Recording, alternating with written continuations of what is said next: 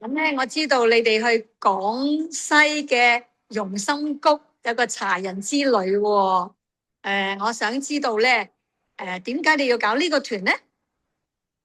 係啊，我哋咧就專搞一啲去大自然，去吸收下大自然嘅力量，同埋喺當地咧吸收民間嘅智慧啊。咁所以咧，我哋飲茶就飲得多啦，但係點樣去睇到採茶、炒茶同埋品茶咧？咁所以呢個係一個好好嘅機會。嗯，咁呢個行程裏邊有啲咩亮點咧？嗱，呢個亮點咧就係呢個環境咧，真係好似神仙般咁嘅一個山谷。咁所以咧喺裏邊咧，我哋可以感受到古人咧其實點樣去種茶同埋享受茶嘅文化嘅。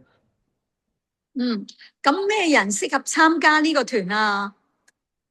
嗱，我覺得咧最適合咧就係帶自己嘅爸爸媽媽啊，或者帶自己嘅仔女啊，咁啊一家人咧去咧就係最適合噶啦。咁喺個過程咧，其實除咗品茶、享受茶之外，其實仲可以一家人咧留下美好嘅回憶喎。嗯，你準備開始出發噶啦。咁你而家嘅心情係點咧？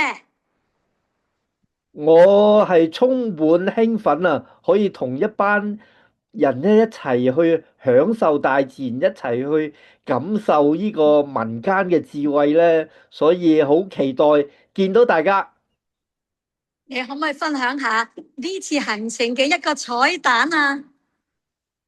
係啊，嗱，呢次咧我哋有自然學校嘅創辦人天鳥同我哋一齊去，咁佢亦都會同我哋分享大自然對佢嘅一啲影響，所以咧我哋認識人咧，亦都係我哋今次嘅行程裏邊美妙嘅地方嚟噶。嗯，多謝你分享啊！